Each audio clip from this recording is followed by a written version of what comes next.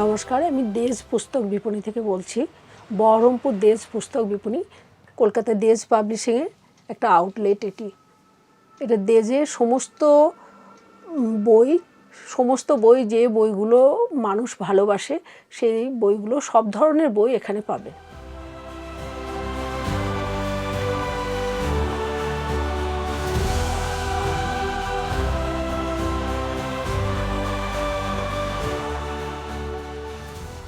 হ্যাঁ, এখানে বছরে একটা বিশেষ অফার চলে, আর সবসময় আপনি একটা ডিসকাউন্ট তো পাবেনই এখানে এলে, এবং সমস্ত ধরনের বই পাবেন।